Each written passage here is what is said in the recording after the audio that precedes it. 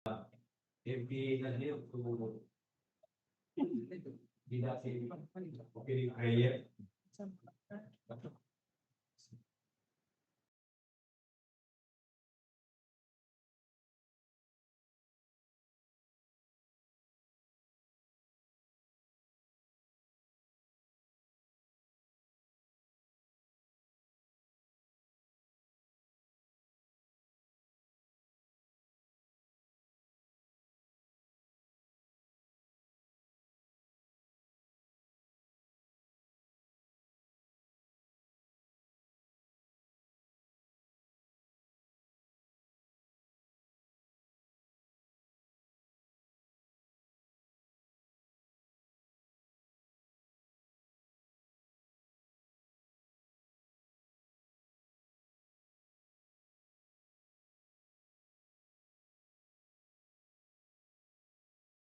اللهم حبك وحب من يحبك وحب كل عمل يقربنا الى حبك يا رب العالمين.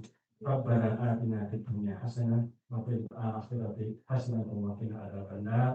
وصلى الله وسلم وبارك على نبينا محمد وعلى آله وصحبه وآخر دعوانا أن الحمد لله رب العالمين. And we proceed to national anthem and Bangsamoro.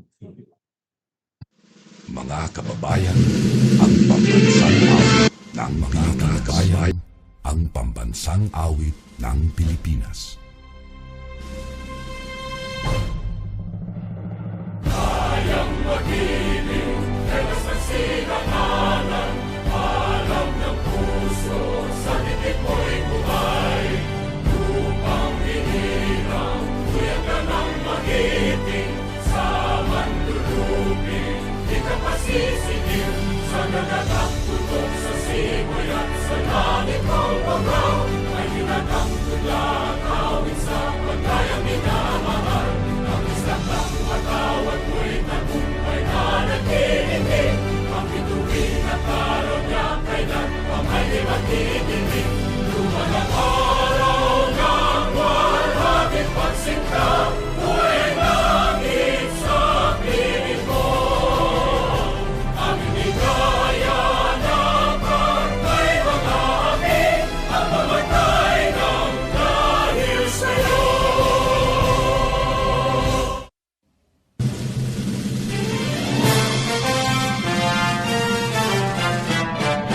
Simula noon hanggang ngayon, isa ang naging layon.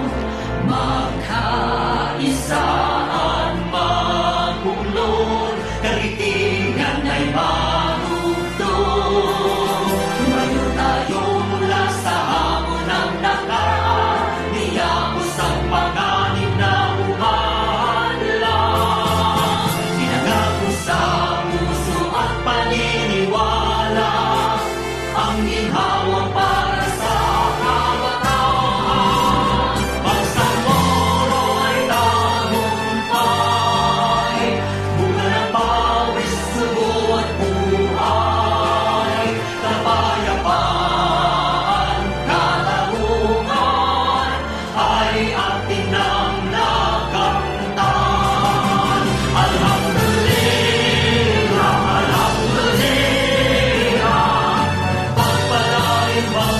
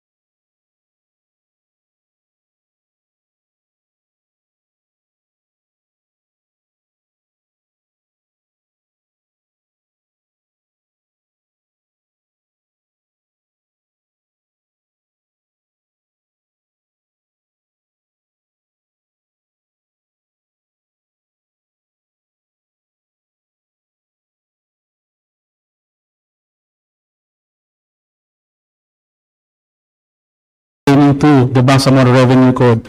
But before we proceed, I move that we proceed first with item number 6, the reading and approval of journal of the previous session pertaining to journal number 29 of November 10 to 13, 2025. I move to dispense with the full reading of the journal and move to approve the same. Thank you, Honorable Presiding Officer. So it was moved and duly seconded. So now we dispense the reading of journal number 29 of November 10, 13, 2025. So we approve the same. Leader. Thank you, Honorable Speaker. We now move to item number 8, there being no. Item number 7 pertaining to recognitions, commendations, so on and so forth. Item number, Roman numeral number 8 is a resolution. May therefore request that the Secretary General be directed to read proposed resolution number 804. Leader, before we proceed, can we suspend the session for 1 minute? Move to suspend, the Honorable Speaker.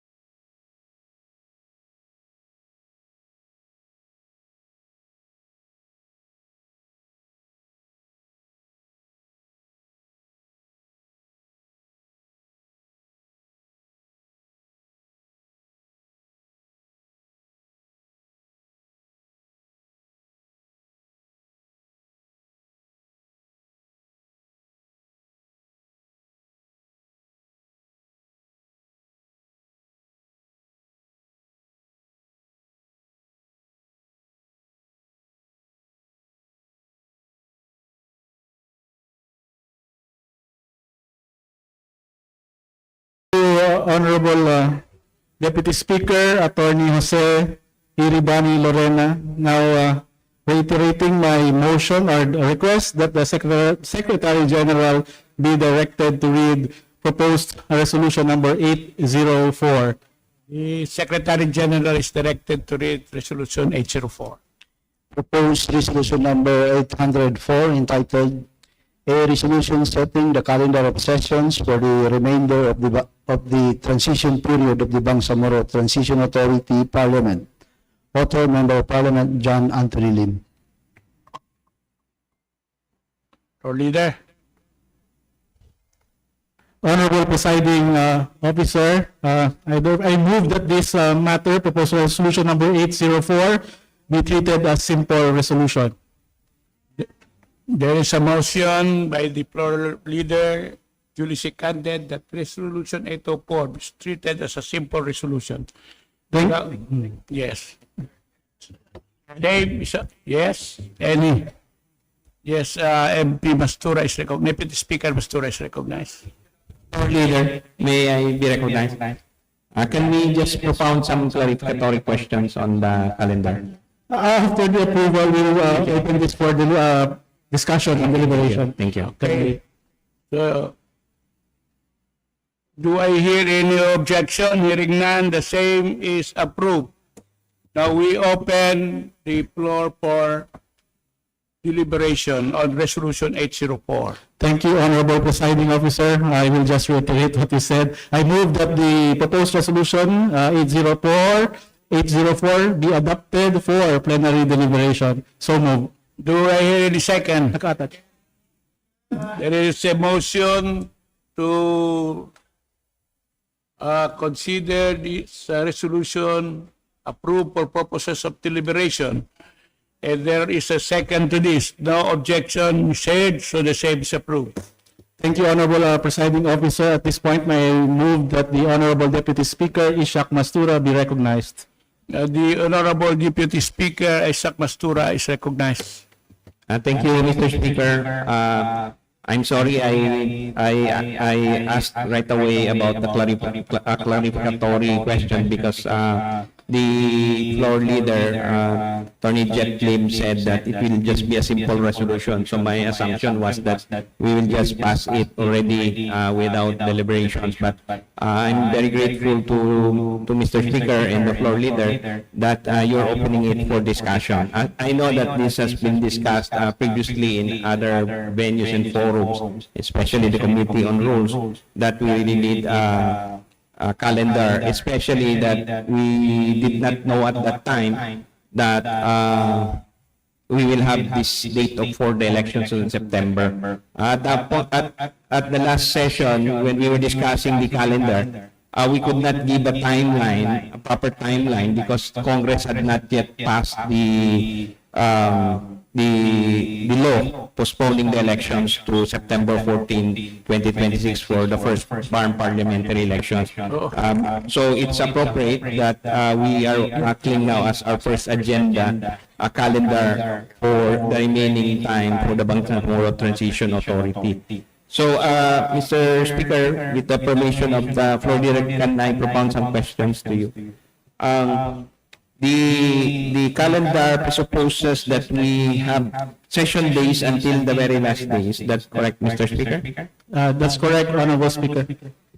When is the proposed break in the session for the elections?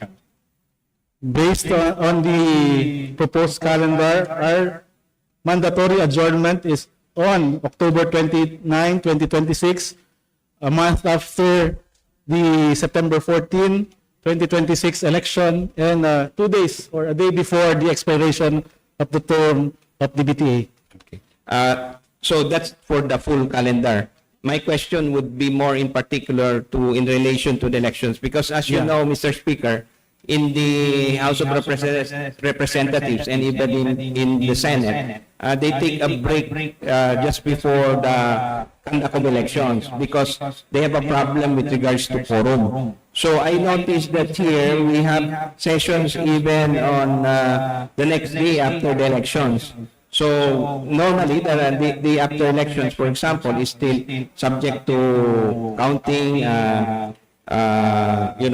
some legal problems with regard to the aftermath of the elections. So the people will be, or the parliament will be busy with regard to the business of the elections. And I noticed that the campaign period, during the campaign period, it seems that we still have regular sessions, but we are not guaranteed of their quorum. So may I know from the floor leader what is the wisdom of having sessions even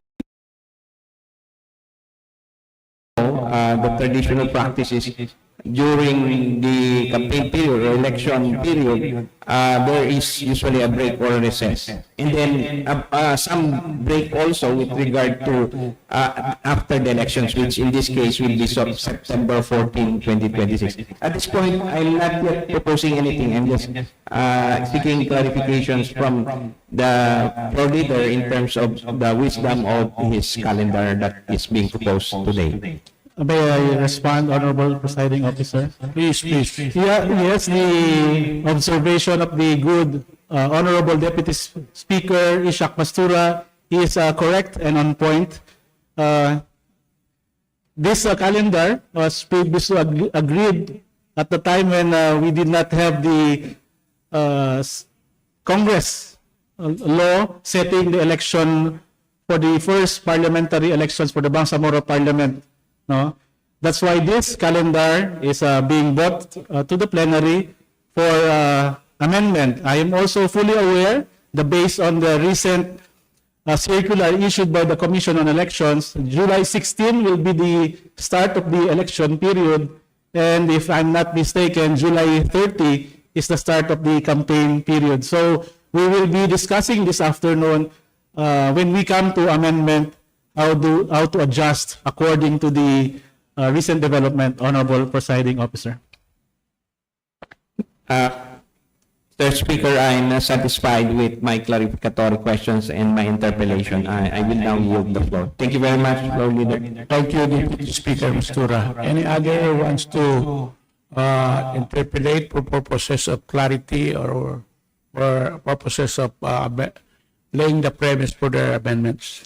Honorable Presiding Officer, may I respectfully move that the Honorable Deputy Floor Leader, Attorney Suharto Teng Amboloto, MNSA, be recognized. The Honorable Deputy Floor Leader Teng Amboloto is recognized. Mr. Speaker, I would like to share the burden of my boss, the Honorable Floor Leader. I move to open the period of interpellation, Mr. Speaker. Open na. Open na. So, do you want to interpolate? Like, Honorable Speaker, like love, motion is sweeter the second time around. So, any other wants to Wala na? interpolate the floor leader, the schedule? Honorable Presiding Officer, Deputy Speaker, Jose Lorena, may I move to recognize the Honorable Member of Parliament, Rasul Ismail. So moved. The Honorable MP Rasul Ismail is recognized. Hello. Thank you, Mr. Chair. I'm reading our calendar of session. Well, may isang tanong lang ako para sa ating committee chair at the same sa isang committee chair natin kay Committee on Finance Chair Attorney Kitan Kadatuan and our Minister Ubayda Pakasan na ito ba sa schedule ng mga sessions natin ay na-include or nasali ba yung preparation natin for BEP 2027? Because isa sa parang agam-agam dyan ay that right now, 2026, we are on the process of making our BEP for 2027. Now,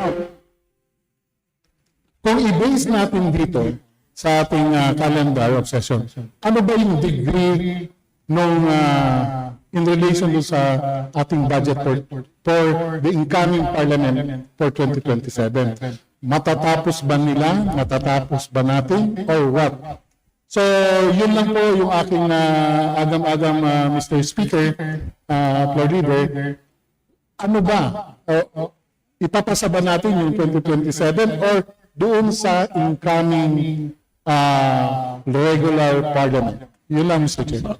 Floor Leader, would you like to respond? So, you like to invite, thank you, I should mention. I can respond to that because this was also the subject of the caucus earlier on this morning. This was asked, what will we do with the BEP for 2027? But the other members of the caucus who attended the caucus can confirm my statement that the general consensus is that we leave it to the regular parliament to finish the budget for 2027 because our term ends October 30, 2026, and they have plenty of time. And based on our experience, normally this parliament, we do the deliberation in the latter part of the year, normally in November. In fact, last year, we finished it December already. Pero most likely, Mr. Chair, sa tingin ko may magkakaroon ng parang problema yan. No? Because you cannot expect na yung incoming BTA Parliament, alam nila lahat. Especially yung mga obligasyon, ano yung mga continuous program, ano yung mga priorities na tayo yung nagsimula. Dapat meron parang continuation ng mga programs and proyekto ng ating bank. At this point, Honorable Speaker, the Vice Chair of Finance would like to respond to the clarificatory question of the good MP Rasul. The Deputy Speaker, is recognized, the Deputy Speaker. Yes. Thank you, Mr. Speaker. Yes, earlier this morning, that was the subject, one of the subjects of the caucus with the leaders of the parliament. And my take on this is that we better leave it to the incoming regular parliament. Number one, the preparatory works should have been done first, and that is on the level of the ministries, offices, and agencies, and with the MFBM. So it has to be completed before it will be filed and acted upon by the parliament. So kung October yung last day ng ating office, yan pa yung time na ipapile nila. Kasi September yan tapos ika-calendar yan, so practically October. Based on experience, we normally do the budgeting November and December. So wala na tayo. So we leave it to them. At para rin may space for them to think about the budget. And I believe that most of the candidates of the political parties and district representatives are also members of the BTA right now. Thank you for the answer, Madam Deputy Speaker Ampatuan. Maraming salamat, Lord Leader. But Mr. Lord Leader, just a question for the chair. Have you considered the fact that the organization of the Parliament will materialize only upon the election of the new speaker? And therefore, it takes time. In the general sense, we have thought about this, but we have not discussed this during the caucus, to be frank, Honorable Presiding Officer. But that is something that the plenary will have to decide this afternoon. We will do the amendments. Thank you. So, any other? We have two more, Honorable Presiding Officer. First is Deputy Speaker Baintan Ampatuan, and next, Deputy Speaker Liza Alamia. Deputy Speaker Baintan Ampatuan is recognized. Thank you, Mr. Speaker. Unang tanong ko, Mr. Speaker, sa panahon ba ng election ban, pwede pa bang mag-conduct ng sessions? If you read the rules of the issued by the COMELEC, there appears to be no prohibition on that. But I think the challenge is more on the quorum.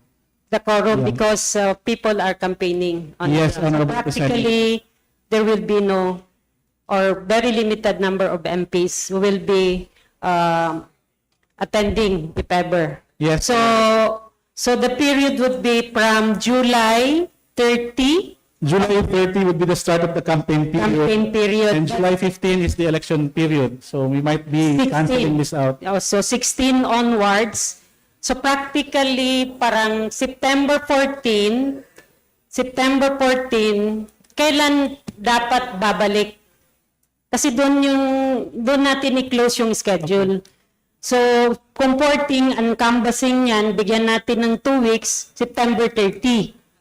So baka mapaaga natin yung October kasi yun na yung last month natin. So yun yung adjustment ng schedule. Yun lang, Mr. Speaker. That is a wise suggestion, Honorable Presiding Officer. Again, when we do the amendments. We will consider moving the October sessions earlier. And doing away with the September sessions. Yes. Yeah. Thank you, Mr. Speaker. As already requested, Deputy Speaker Liza Alamia is next to interpolate. You are recognized. Thank you very much, Mr. Speaker, Mr. Floor Leader. Just a simple question, Mr. Speaker. Even if Parliament will no longer, this BTA Parliament will no longer deliberate and pass the budget for 2027, does that preclude the executive of the cabinet, and that means the cabinet under the current minister, from developing, drafting, and finalizing the Bangsamoro expenditure program, like the NEP, Mr. Speaker? Well, I think the incoming regular government has all the discretion to plan for their government. So they are not bound by whatever decisions or by whatever proposal or budget proposals this current BTA is doing. Thank you, Mr. Speaker.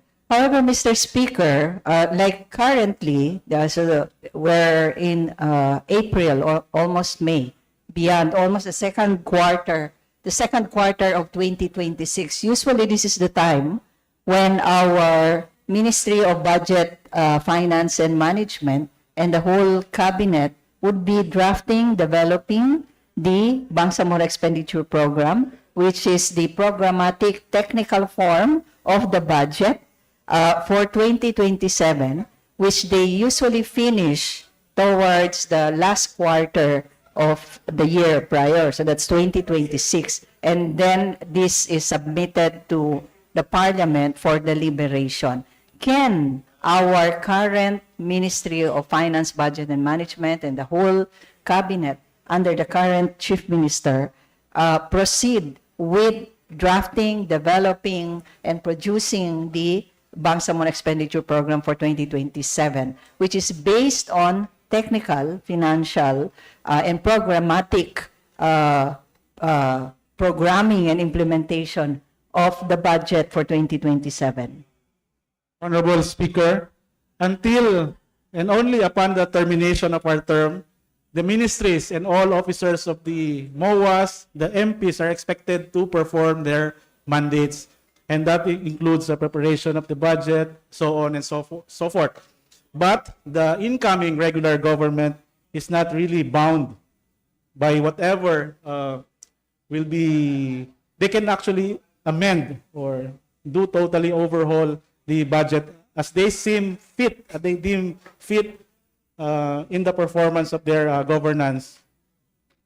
Thank you, Mr. Speaker. So if that is the case, it depends now on our Chief Minister and the head of the cabinet and the head of the finance team of this BTA BARM under the current Chief Minister, whether they're going to still draft the BEP. And we would like to know, Mr. Speaker, this representation would like to know if it is something that has already been planned by the executive authority of the BARM, of the BTA BARM. Well, just to be prudent, I think the MFBM should be doing the budget already, just so the incoming government, remember when our term expires, the remaining period for the year will be in the calendar is 2 months, but there are assumption, the election of the new speaker, the election of the chief minister, so on and so forth. So baka makulangan, magahol na ho sila sa oras. So that will be the one consideration for the MFBM to proceed with whatever they're going to do with the budget. Mr. Speaker, may we know if what is the opinion and of the MFBM minister, our good MP, Bides Pakasem, whether this will be this is the plan of the MFBM and the whole executive authority to actually draft it, and whether the first elected parliament will be using that or not will depend on them. But at least there is a draft BEP, because I think it is already very clear that we will no longer pass this budget law. Mr. Speaker, if we may request the MFBM minister to respond to this, Mr. Honorable Speaker. Presiding Officer, may move to recognize the Honorable Minister of Finance, Budget and Management, Attorney Bidex Pakasem. The Honorable Minister Pakasem of the MFBM is recognized. Thank you, Mr. Speaker. Bismillahirrahmanirrahim. Assalamualaikum warahmatullahi wabarakatuh. Listening, Mr. Speaker, on the conversation, particularly on the preparation of the 2027 budget, on the part of the executive branch, there was an initial discussion that the process will still be done by this transition authority, particularly the executive part. First, on the conduct of the DAPAT, which is an assessment of the to the different administration offices, leading to the conduct of the technical budget hearing, as well as the preparation of the Bangsamoro Expenditure Program. So, based on the initial discussion, Mr. Speaker, the Chief Minister will target the submission of the budget to the Parliament before the election. And it's up to this body whether to act on that submitted budget or allow the regular Parliament to act on it, Mr. Speaker. So either way, we will prepare the expenditure program the latest by September of this year, Mr. Speaker.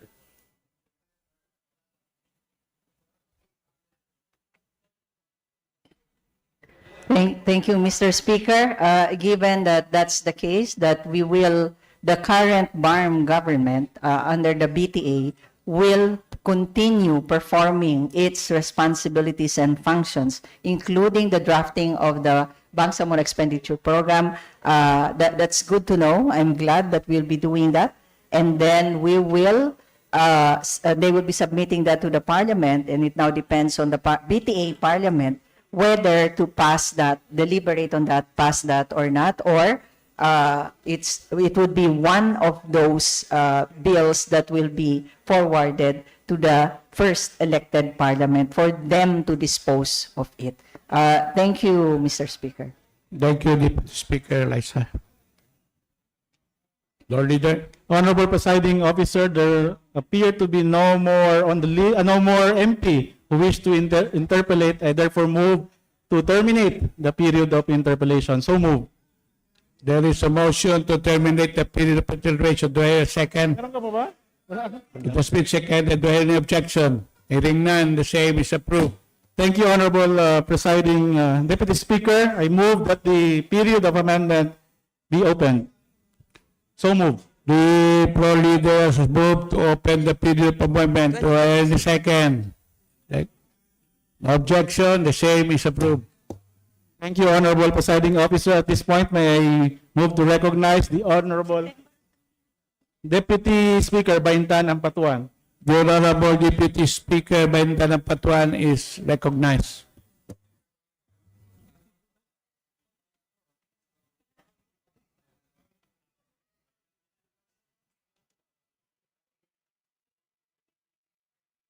Later po. Hindi, July 13 nandito.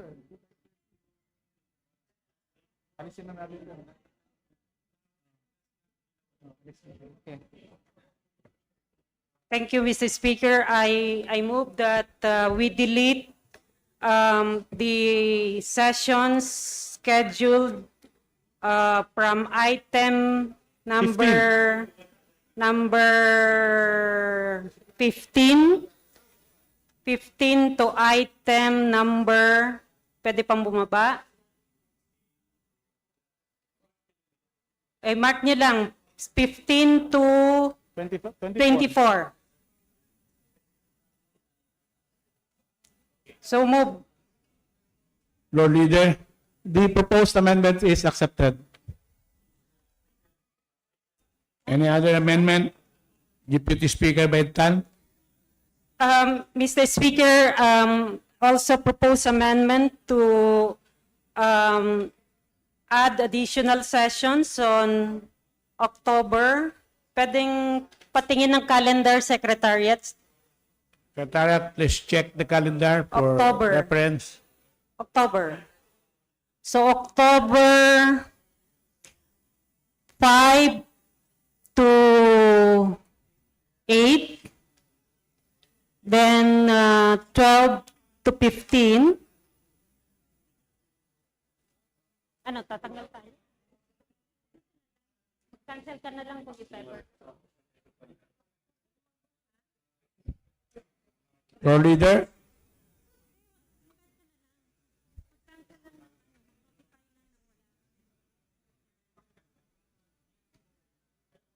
A further proposal is accepted. Okay. Any other further amendment?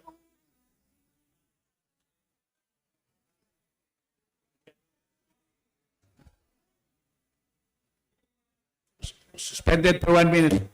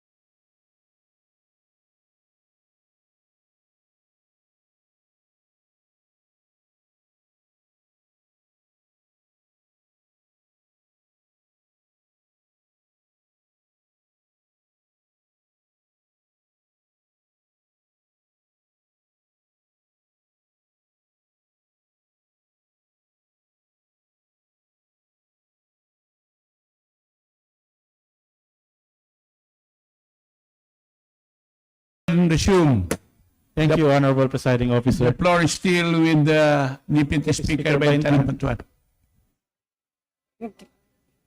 Mr. Speaker, another amendment, Mr. Speaker, is to insert in the May schedule, first week of, or second week of May, May 11 to 14.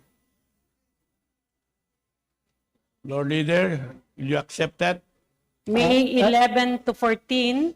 I will wait for the amendment to appear on screen, Honorable Presiding Officer. And another amendment, Mr. Speaker, on the June schedule, for the June additional week of June 8 to 11.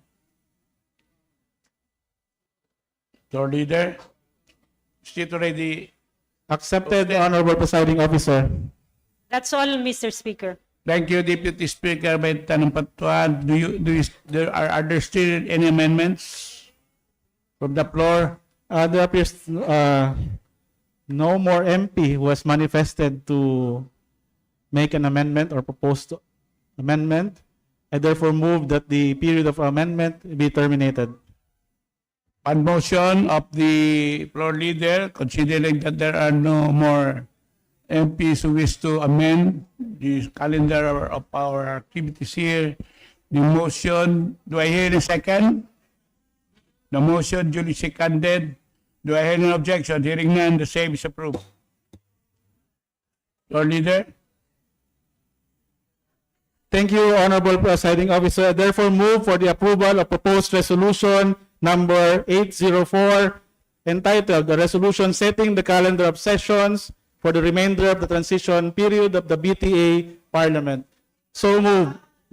There is a motion seeking the approval of resolution number 804, a resolution setting the calendar of sessions for the remainder of the transition period of the Bangsamoro Transition Authority Parliament, duly seconded, as amended, duly seconded. I hear no objection. The same is approved. Thank you, Honorable Presiding Officer. Now we move to the remaining item of today's agenda, which is the unfinished business under Article 11, Roman numeral 11, pertaining to Committee Report number 175, BTA Parliament 286, otherwise known as the proposed Bangsamoro Revenue Code. We have one interpellator in the person of Deputy Floor Leader, Attorney Nagib Sinarimbo. Session suspended for 1 minute to allow J.S. Alamia to take over. Move to suspend for 1 minute. So, suspended for 1 minute.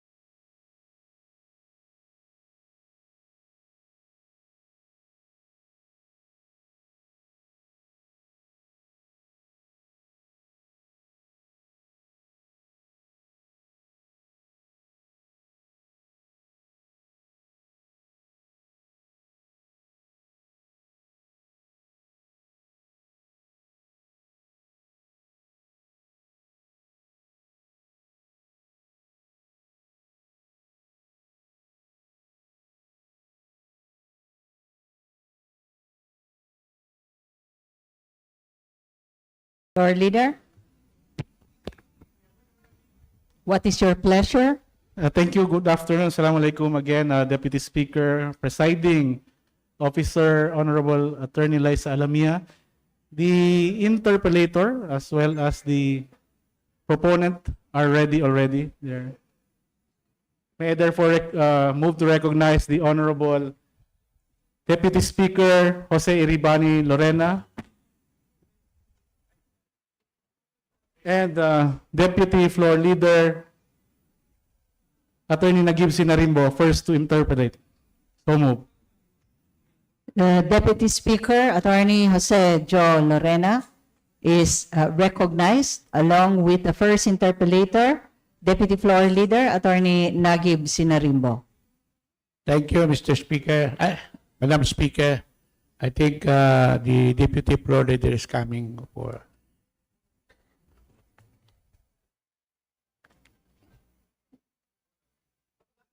Ikaw daw eh.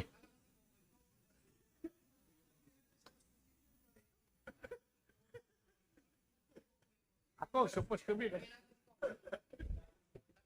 The Deputy Speaker, Attorney Jose Joe Lorena, the status of this bill, Parliament Bill number 286 under Committee Report number 175 is the continuation of the interpellation. Is Yes, this correct? yes, Madam Speaker, yes. Okay, please.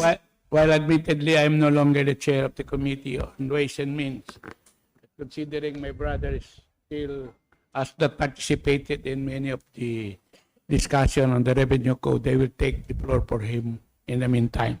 But in due time, he will adjust to the, if there are other interpolation, perhaps he can be with me. Thank you, Madam Speaker. Thank you, Deputy Speaker. Please proceed. The first interpellator, Deputy Floor Leader, Attorney Nagib Sinarimbo. Thank you, Madam Speaker. Thank you, the Deputy Speaker. The proposed revenue code is an important piece of legislation, apart from the same being mandatory under the local governance code.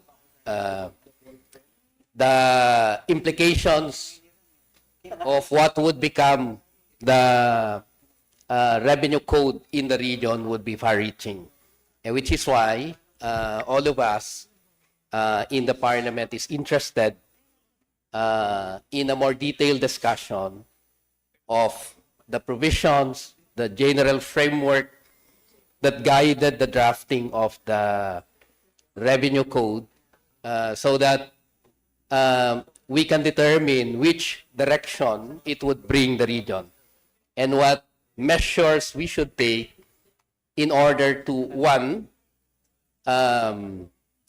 caution the impact of the provisions.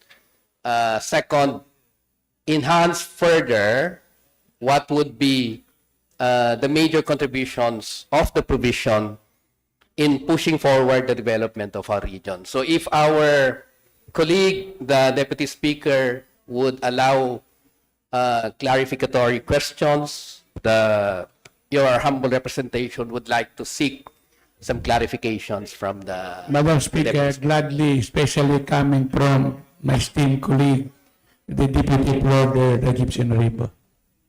Thank you. Thank you, Deputy Speaker. Adam Smith, and I'm sure the Deputy Speaker is quite familiar with the name and the foundational book that he wrote on the wealth of nations.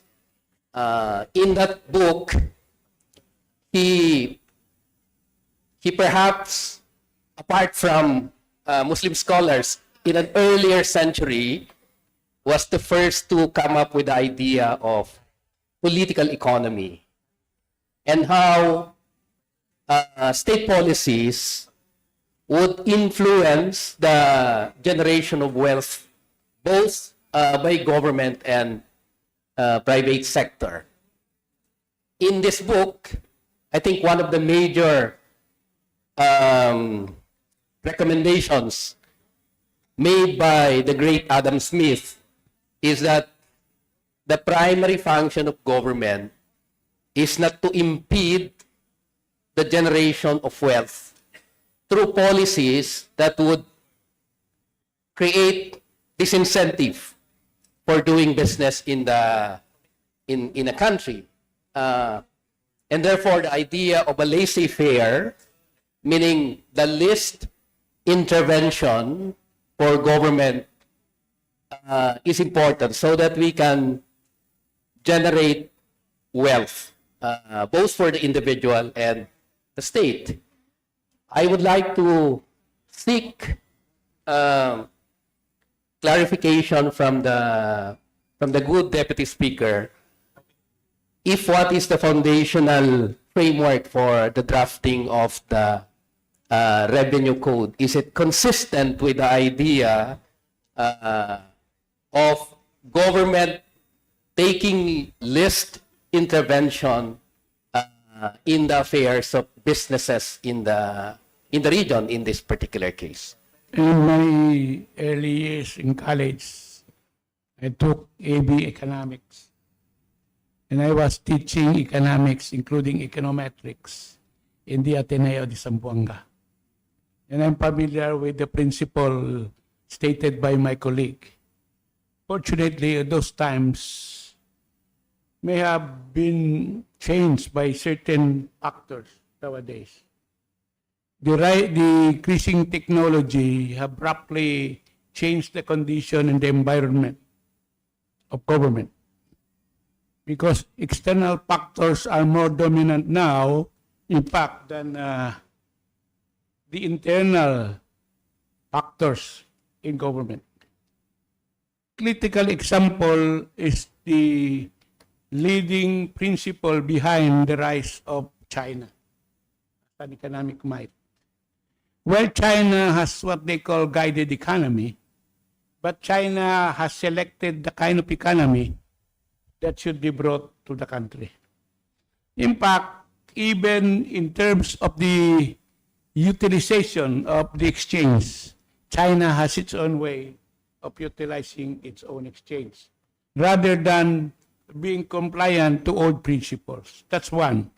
In this revenue code, although I did not start it, the principle of laissez-faire, as already enunciated, may have been considered. However, this was balanced with the idea that we, the Bangsamoro, seek an autonomous region to exercise certain powers. And that certain powers, if not, which are negotiated in fact, and if these powers are not taken over by an exercise by the regional government, there is the remote possibility that the national government will influence and dictate the kind of economy that the region should have. It is in this light that in the negotiation for the powers, it was specifically provided under Article 16 that the region should exercise the power to tax. Because taxing power guided the kind of economy that we want to. There must also be an understanding of the latest theory that public finance lead private investments. Meaning, government initiatives in infusion of public finance will lead the private sector to come to one region. This taxation is motivated also by that, because as everyone will agree with me, we always claim that we have available resources at hand. But if these resources are tapped without a revenue code, there is the possibility that all the exercise of revenue may no longer be taxed. In fact, private investment, as provided for in our code, in our 11054, provided us also an opportunity to provide tax exemption, tax holidays. It is because of this that we can prop up the comparative advantage of the region over others. For example, if we ease out on certain taxes but are dominant in other regions, we will have an advantage over them in that way. Secondly, what is important is we have control over the power of tax. Because with that power of tax, the implementation of taxes can also be guided by our government. For example, exploratory investments, we can suspend the payment of land-based taxes, import taxes, all these can be given. And this could be related even further to investment. I know there is the concept that investment code should be done first before our tax code. But the framer of the code, although I did not start, believes that it should be the reverse because the code would provide an enumeration of incentives that can be given to investors. That's one. Secondly, the implementation of this tax code can be guided by the government itself. There is what we call in taxation moratorium in the payment of taxes, suspension of taxes. Like for example now, where we have an excise tax on oil all over the country, all over the world, but countries now, because of the calamity, has been forced to lift the exercise of excise tax. So it can be withholded, it could be taken back by us. Meaning, what is important, I think, in the framing of this code is to put in black and white the power that we have, the power to guide the kind of economy that we want. I always believed before that the less government will interfere with business, the better it is. But fundamentally, that is correct in the early days. But now, even a minute disturbance like what we have in the state of almost which is kilometers away from us would definitely affect the kind of economy we have if we don't put the necessary guide, not necessary regulation, but guide. So, in the framing of the code, we have removed certain strict provisions. In fact, before we took over, there were other taxes imposed.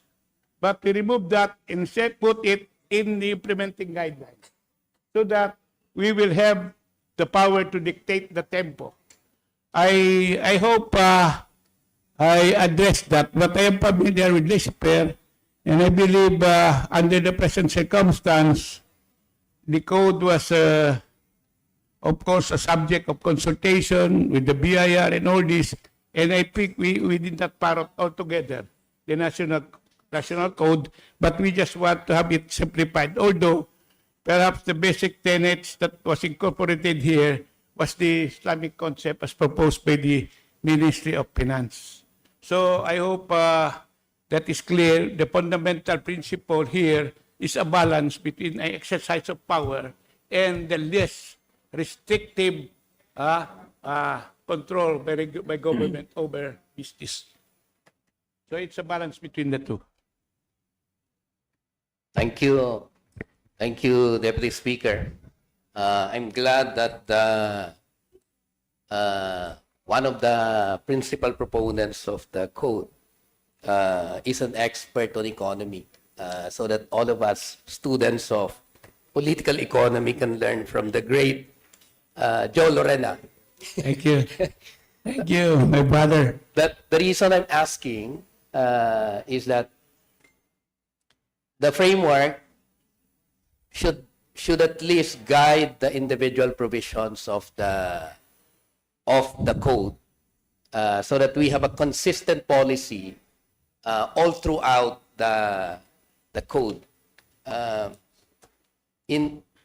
Because the message that we will be sending out once it is enacted would really be a question of what is the cost of doing business in the BARM given the enacted revenue code of the regional government. That would fundamentally be the first question that will be asked of us.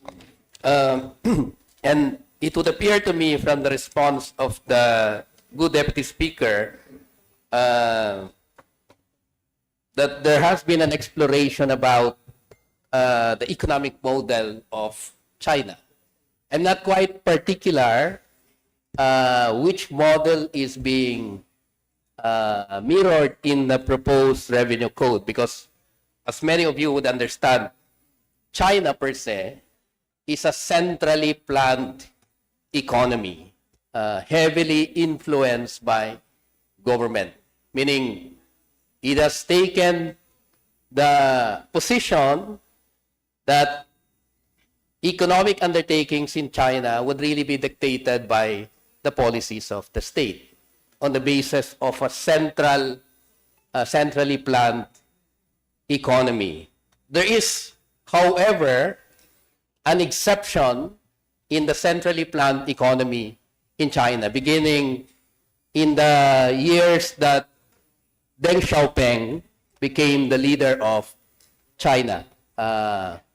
And the model for that is the creation of economic zones down south in most of the cities that you now see as the leading economic centers of China, like Guangzhou, for instance, were once centrally planned, and then during the time of Deng Xiaoping, he has taken certain areas to adopt a more laissez-faire approach to business.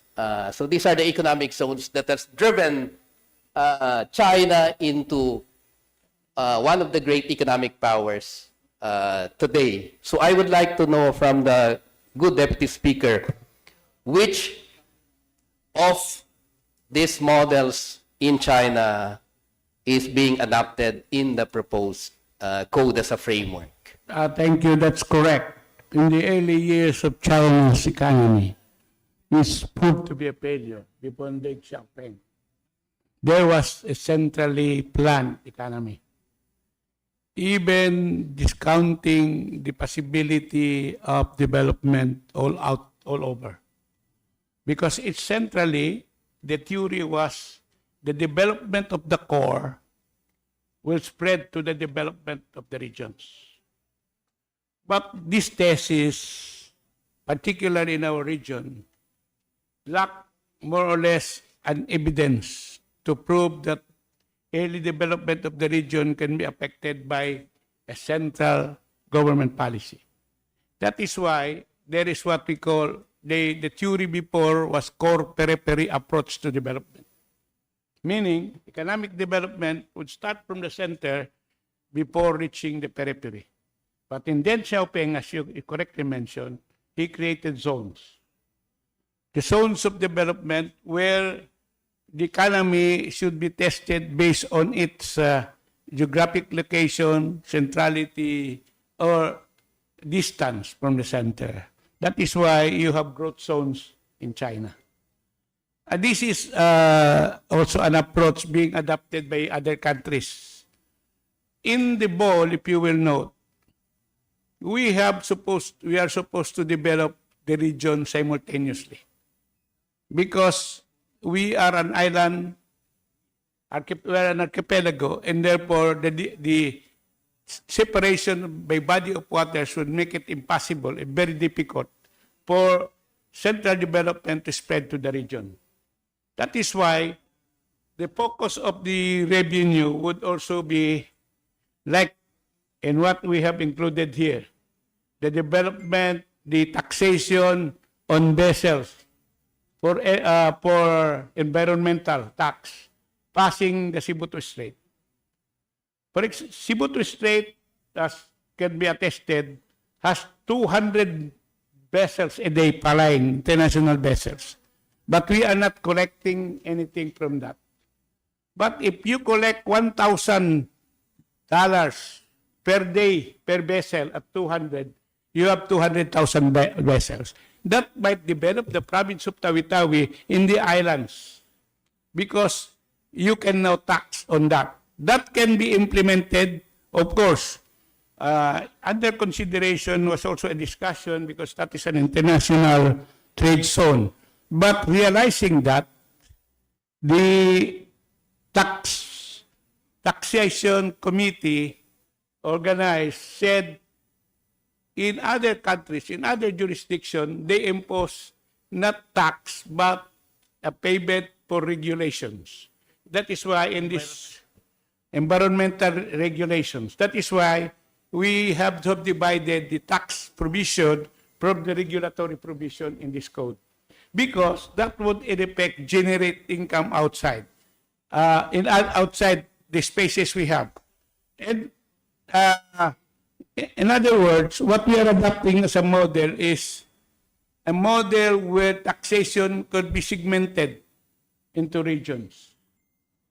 One based on its climatic, environmental, and the decentrality of the region. Why? I must admit, even vessels coming from this aid, going to, even our vessels are not taxed anywhere, despite the presence of our, what we call water, Bangsamoro water. If you will note, the incident there is now 2 vessels morning and day from Zamboanga to Sulu. But have we imposed certain tax on all those spaces? Not, because we have not, because we don't have a tax code on that. And we also claim to have a 21 kilometer Bangsamoro waters. But have we taxed on the fishery or the porcine there? No, because the absence of taxation. So, if we do not exercise that, tendency is we will be not utilizing, they will be utilizing our resources, but the region will not benefit from it. It is only on that note that I believe those who crafted this, the revenue code has also considered the development of taxation based on the environment that we are in. There are the question which I think I am willing to admit any amendments, particularly taxes on idle lands, taxes on luxurious houses. This can be disproved, although I did not, because we are already in the final stages of the crafting of the code, but we were entertaining the idea of an amendment to these provisions. In order that it will not be too restrictive, because that would be, in the sense, the violative of the laissez-faire, where government will already take control of all this development. So, in fact, we should be initiating an investment to the region. For example, taxes on housing. In other jurisprudence, we cut tax on land in order for people to come. In fact, we even give land to people to come invest. But there should be a balance between that and control and regulation. Here, as part of our idea of inviting investment, we restricted that kind of provision. So we limit that. So in effect, what is being considered is a segmented taxation based on environment and based on its applicability in our region. So I hope when we come to investment code, some of the taxation we have imposed here, which are land-based or even import-based, can be cut off because we will be providing what my good brother says, zones, economic zones. The unfortunate thing is, while admittedly we have a regional economic zone authority, we have not. Even the transshipment point has not been modified. We should have changed Labuan to Tawi-Tawi as a transshipment point. But as an autonomous region, we can do that. But we have not. The only port that I know of an economic zone is the Puyuk port. But the one in Tawi-Tawi, Panglimasugala, if my memory serves me right, is not yet approved. It's not approved by us here. So I think this kind of approach should be important, as my brother said, and we will have to balance. Importantly, all these provisions of the law, when it is there, will be a subject, even then the amount of tax to be imposed is subject to the implementing rules and regulations to allow flexibility in taxation here. So that's the way. That's how we view the model, more or less more segmented. more, as you said, it is been, we have to go by the zones. Deputy Floor Leader. Yeah, just to lighten a bit, Madam Speaker, the discussion on the proposed imposition of an environmental fee for vessels crossing the Cebu Strait. I hope the action of Iran in the Strait of Hormuz is not inspired by the provision now being proposed to collect fishing charges for vessels passing through the Strait of Hormuz. Because I think we now understand precisely the impact of an imposition on a vital waterway in the global economy, and which is why at the start of my interpellation, Madam Speaker, I have laid down the importance of considering what is the framework for us in the development of the provisions of the code,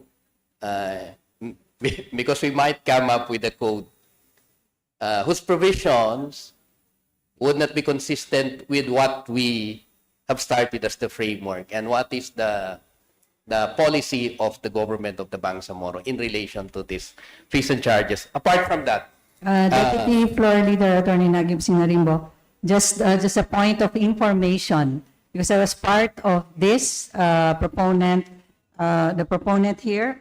I was part of the discussions on the Bangsamoro Revenue Code, and those are very good questions.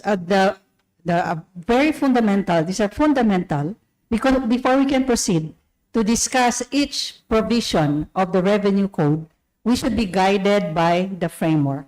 And your question about Adam Smith's theory, his concept of laissez-faire, or what we call the invisible hand in economics, has been seen around the world as the one that's going to be effective.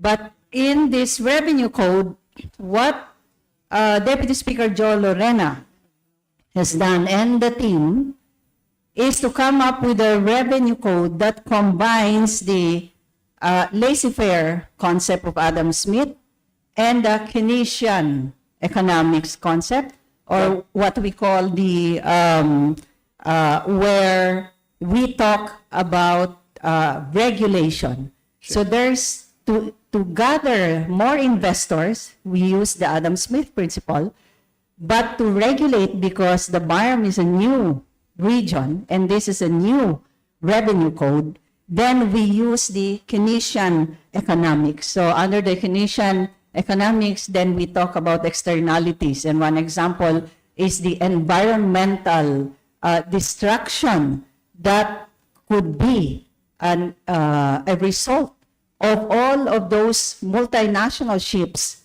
even bringing oil, passing through the Cebu Passage. And I think it's a hybrid. The framework is that it's a combination of Keynesian economics and Adam Smith's laissez-faire, or the invisible hand framework. And it's a good thing, because now we will proceed with the next questions. We will try to see if actually the provisions in the Revenue Code would manifest these two concepts based on what has been come up with by the technical working group. Before my colleague will ask another question, I would just like also to mention, in relation to the State of Hormuz, we are not patterning it from the State of Hormuz because we are ahead.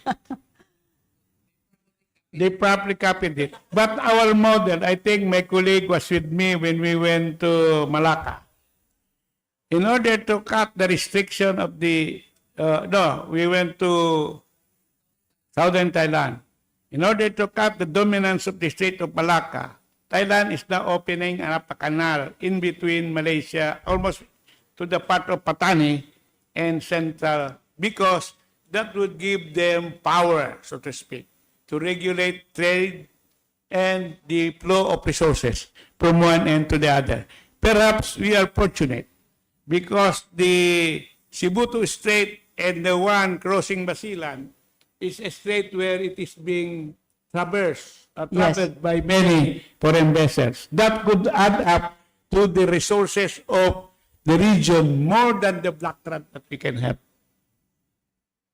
So, just for information, we model it from the feeding of the canal that is now being opened. In fact, now there are contemplation of opening up another canal in very near Iran in order to cut that state of Hormuz dominance. Thank you. So, thank you. Before Attorney Nagib Sinarimo will proceed, so that tax, which is not really a tax, but it's a regulatory tax, it's a Pigovian tax under the Keynesian economics framework, where when there are externalities as a result of an investment or business or development, then those who are doing that would have to pay for those externalities. So BARM can actually regulate and impose environmental taxes, a fee, a regulatory fee for the destruction that may happen when those ships would go through Sibutu Channel and the area in the Basilan Strait, the area between Basilan and Zamboanga City. Please proceed, Deputy Floor Leader. Thank you, Madam Speaker. Thank you, Deputy Speaker. While I fully agree that there has to be some compensation with respect to utilization of some of the waterways in the BARM, so that while we make it navigable for vessels, we would also want to earn income so that we can invest the same in the protection of the environment that would necessarily be compromised as a result of that. It is equally important to consider that when taxes, fees, and charges are imposed, businesses would try to make their computations in terms of how much profit would then be reduced as a result of the imposition. And as a result of that, there would be certain calculations, not just by businesses, but even by countries who are interested to tap into the opportunities brought about by, like, passage of vessels in a specific waterway. That is the driving idea for Thailand to create a canal similar to the Suez Canal in Egypt. And if you try to consider it, the primary consideration for that is the traffic now in the Malacca Strait.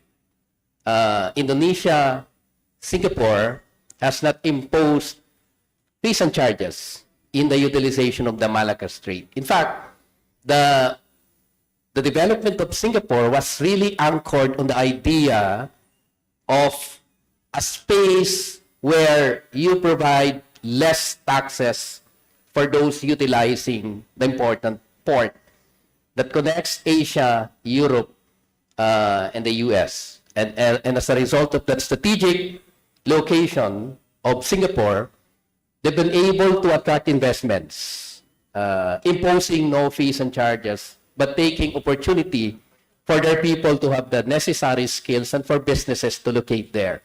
And therefore, my sense is that would the proponent of the code consider also the potential impact of the imposition of fees and charges in relation to the interest of businesses utilizing currently the Strait of Sibutu, as well as the opportunities that some other countries might see, like Thailand, for instance. So if you create that canal in southern Thailand, it will bypass both the Malacca Strait as well as the Sibutu Strait, and therefore creates an opportunity for Thailand to become the center of trade between Asia, Europe, and even the Americas, because it will now be centrally located. are we also proposing to do that study so that we can take a balance between imposing the taxes and creating opportunities for some other countries to pull the opportunities we are now currently having as a result of the strategic location of the Strait of Sibuto?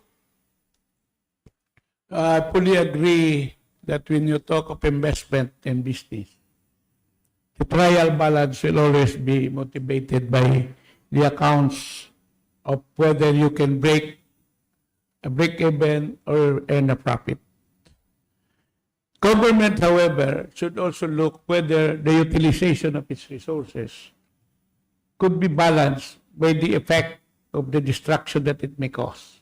Meaning, the trial balance for government whether the entry of that investment would be costlier in terms of the environmental and health sanitation of people over the investment that could be poured in.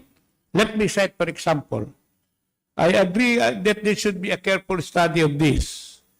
At the time when the oil platform in Cagayan de Tawi-Tawi was brought about under Contract 46 and 47, during the time Gloria Macapagal Arroyo, during the time of Energy Minister Benz Perez, there was already the opening of the platform. They call it the one for natural gas and the one for oil. But what is needed is an inventory of the effect of such a platform.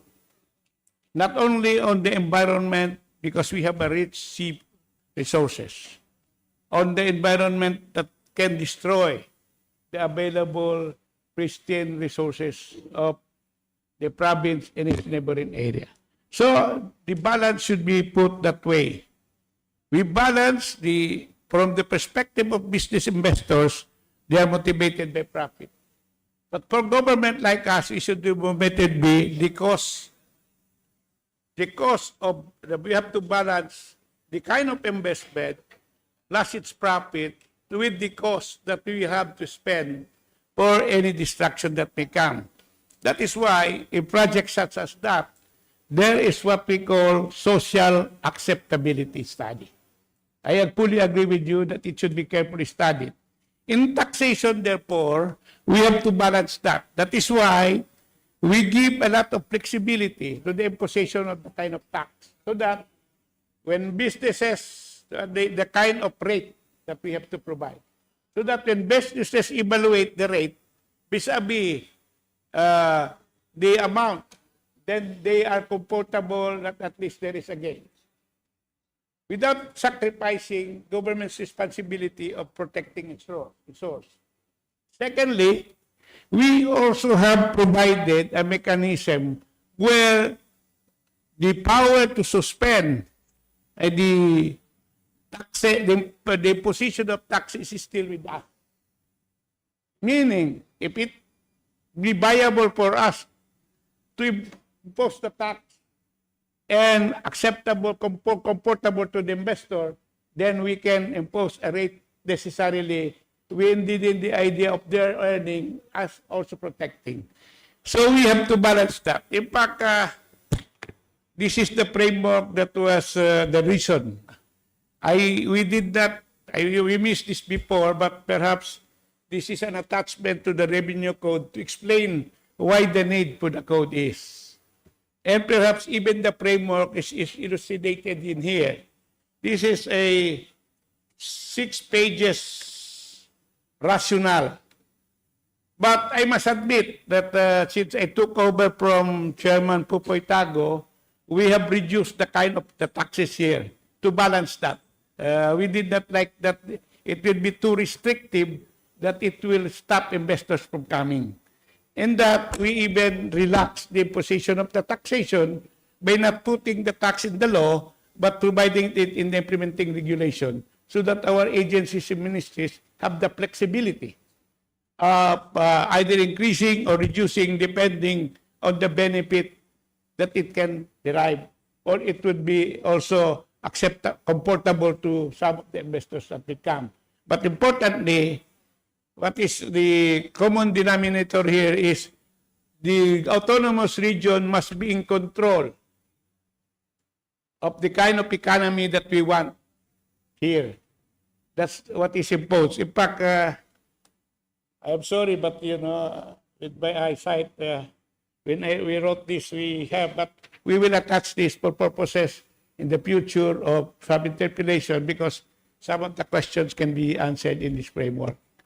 So it was not attached earlier, but we did a paper to explain the need and the rationale for coming out with this code. Although, I must, with all due respect, I must admit that this is not a foolproof revenue code, and we would be thankful if there are amendments which you think restrictive that could be introduced in order that we will be lightening the incomportability of investors to the tax code that we have. More importantly, we would have to exercise the power because the exercise of power is given to us already.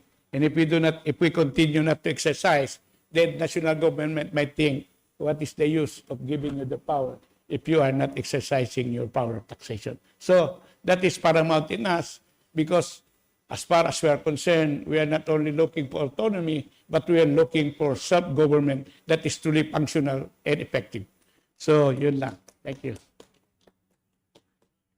Thank you, Deputy Speaker. The reason I asked the distinguished sponsor on the possibility of conducting that study is that once we take a specific position and reflect that in the revenue code, the impact or the course may have been set and it would then be irreversible. So like if we impose the fees and charges for vessels passing through the Strait of Cebu, and we start collecting that, and it goes out in the open that there is fees and charges now being imposed in the Strait of Cebu, it will hasten then the move to create that canal in Southern Island, which would bypass the Strait of Cebu.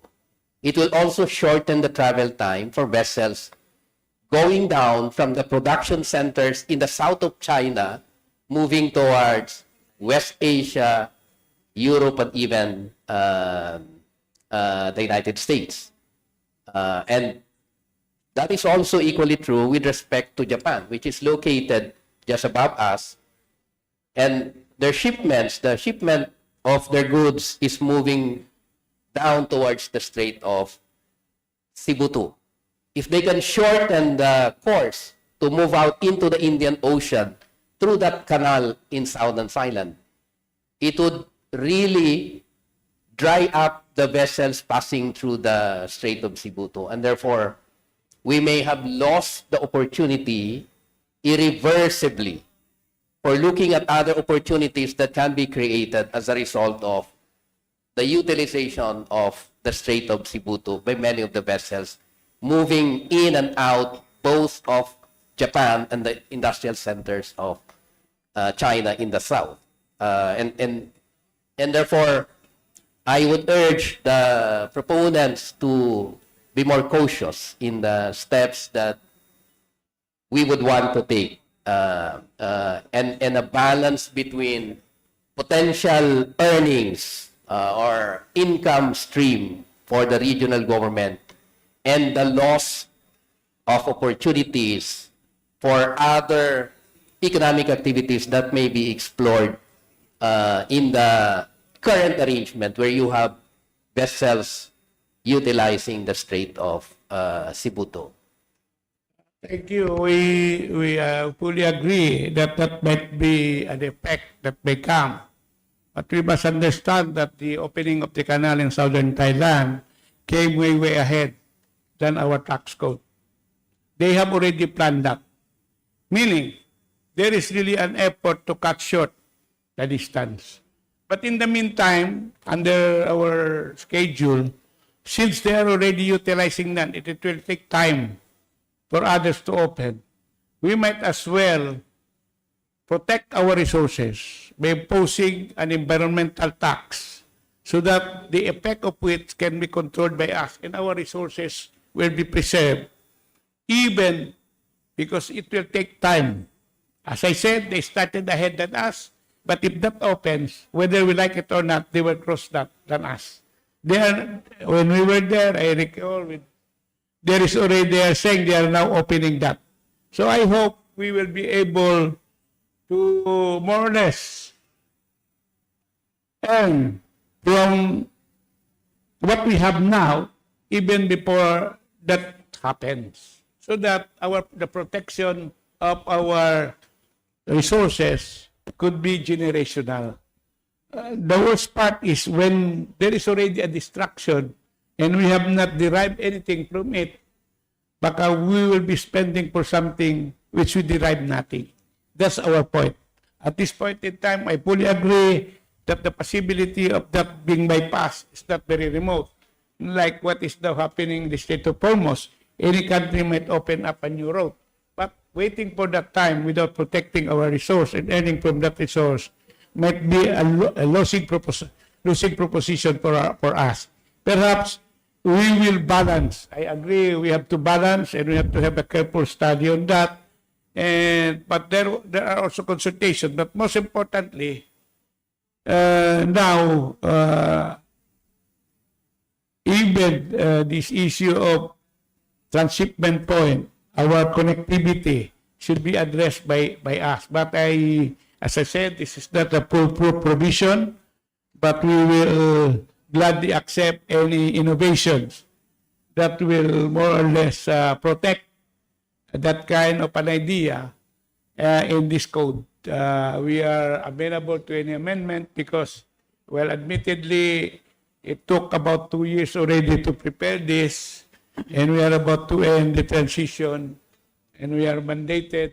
We have also to balance that at least we have done our fair share in looking into all this nitty-gritty provision, but in due time, as we even look into the budget, the Parliament will have an exhaustive study on matters which we may not have the time to look into.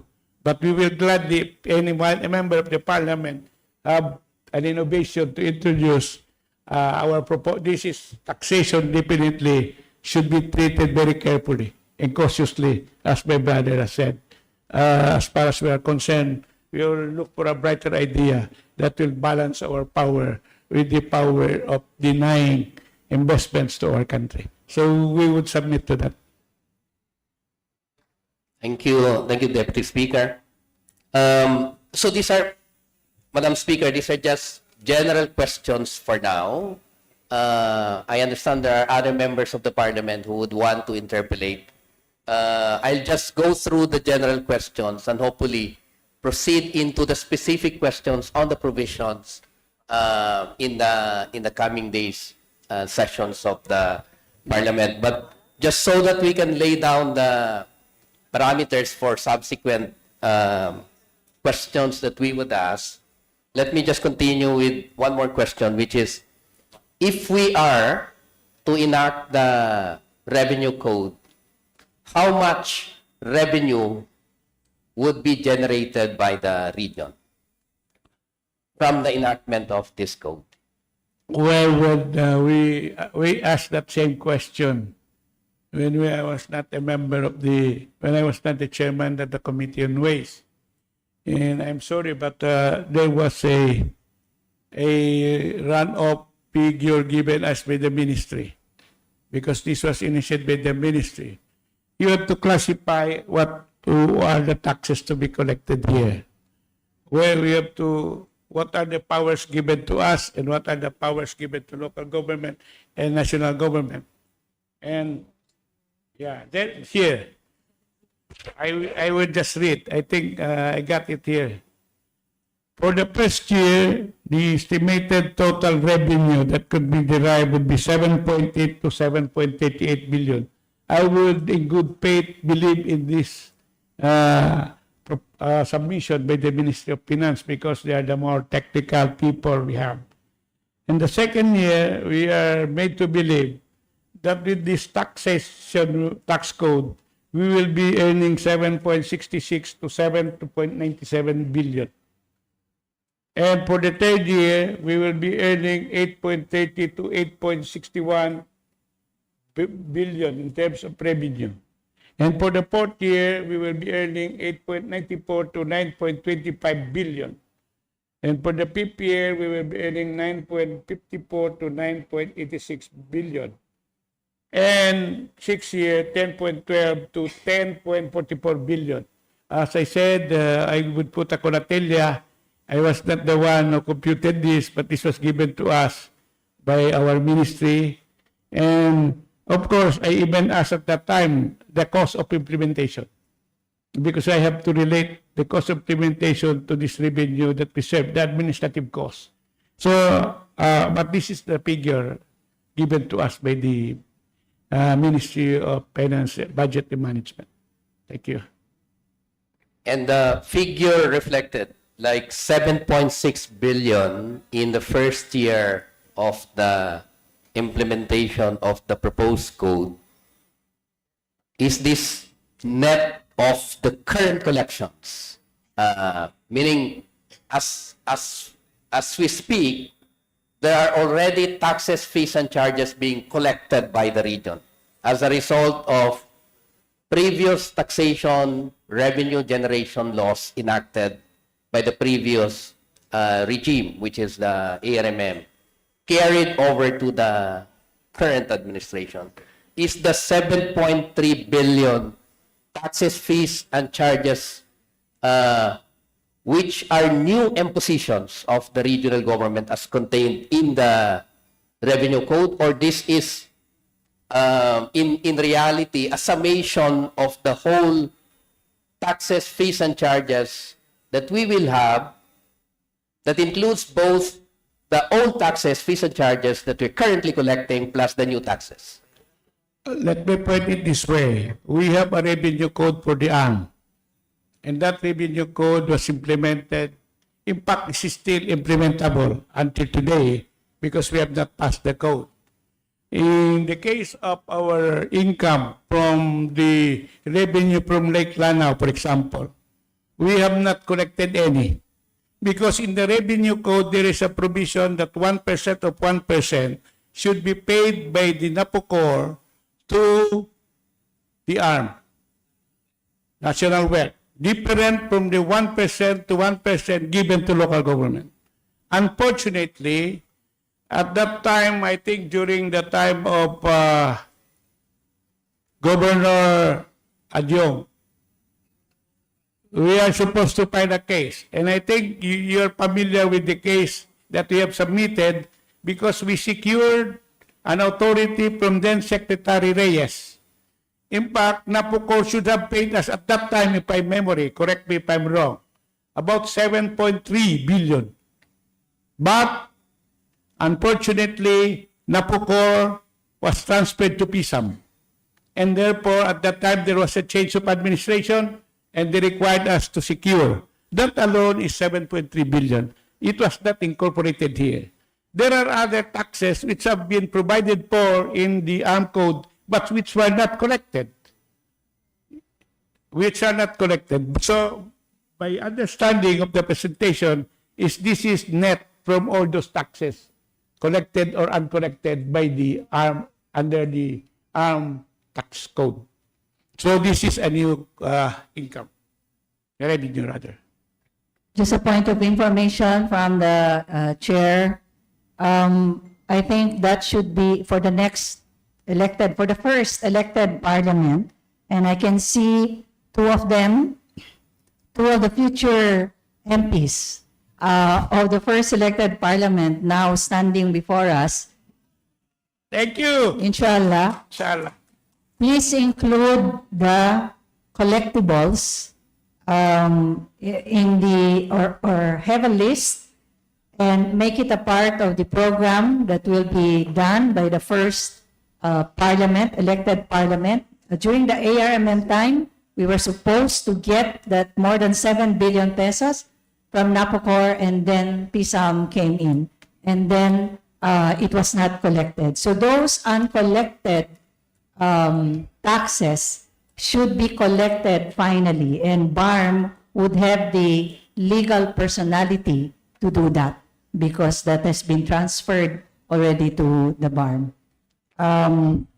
The Deputy Floor Leader, do you still have another question? Yes, in fact, just a note on the current issue. That is true. When we were in the ARMM, when I was Executive Secretary, we actually initiated the filing of a case for collection of a sum of money representing the uncollected share of the then ARMM from the income generated from the power generation utilizing the waters from Lake Lanao. It was just unfortunate. When we were about to file it, hindi na natuloy dahil nag-transfer nga. But if you note, in the BOL and in the negotiations in Kuala Lumpur, I have insisted on the inclusion of the same under the generic designation accounts receivable. So it is still a subsisting obligation that we can collect because we provided that in the BOL. Yes. We insisted on that in the BICAM. So nandyan pa yan. We can actually pursue that because that's still in the law and in the documents covered in the negotiations in Kuala Lumpur. The reason I'm asking on the amount and whether it is a net of the current collections on the basis of previous revenue legislations made by the ARMM is that we need to look at how much money are we earning potentially from the enactment of this code.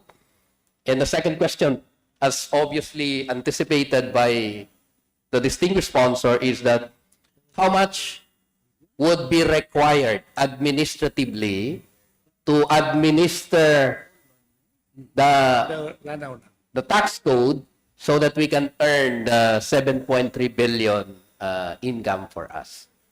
Yeah, in fact, I must admit that in the position of the creating of the Bangsamoro Revenue Office, with all the personal complements stated there, I was of the view that we start small than a big bureau, just to focus on the collectibles and all the guidelines and implementation of taxation. Because a full-blown bureau might cost as much. In fact, it might cost us than receiving our own share. So I was of the view that for a subject, perhaps an amendment, that we can delay the creation of that office, the full-scale office. But what is important is we have the power to tax, and we have a body that monitors, that look into the implementation of tax, and even prepare the necessary guidelines as an approach so that we can select the tax that is necessarily implementable today, tomorrow, 5 years from now, and thereafter. Rushing into an organization of a bureaucracy without the appropriate target collection might be dangerous. So I hope at some point in time there would be certain discussion on this, particularly on the Bangsamoro Revenue Office, so that would give a full-blown administrative requirement. So we have to be carefully study on that. So I submit that even myself although at that time we could not anymore prepare the necessary amendments in the committee because we are at that time when the last 2 days, when there was already a certificate of urgency for the new governor and its pronouncement, we have to rush the completion. But with the hope that members of the parliament would critique it and could come out with a better formula for all of us. Thank you. Thank you, Deputy Speaker, distinguished sponsor. The idea is that if this is how much we project would be the income, we should be able to determine how much is the cost for raising the revenue, and if it is reasonable enough to pursue that. The other important question would be how much is the current revenue of the regional government. That includes everything from block grant to other revenue coming out of the national government into the region, as well as the local collections that we now have? Well, admittedly, I have a ballpark figure, but perhaps for the more detailed answer, our Ministry of Finance and Budget is here, I guess, earlier on, can elucidate to us the amount of taxes we have collected so far, the revenue. Perhaps we can continue tomorrow to give him time to prepare for the answer. If my brother, the Deputy Floor Leader, would like to have the answer tomorrow from the Deputy Floor. And that is a very good segue, Floor Leader. Gladly, distinguished sponsor. Thank you. Thank you, Madam Speaker. Thank you, Deputy Floor Leader Attorney Nagib Sinarimbo, and the sponsor, Thank you. Deputy Speaker Attorney Joe Lorena. Thank you, Madam Speaker. Floor Leader. Honorable Presiding Officer, thank you, honorable gentlemen. But due to lack of material time, I'm forced to move to suspend until tomorrow, same time, honorable Speaker. So move. The motion is approved. Session is suspended until tomorrow, the same time at 1 p.m.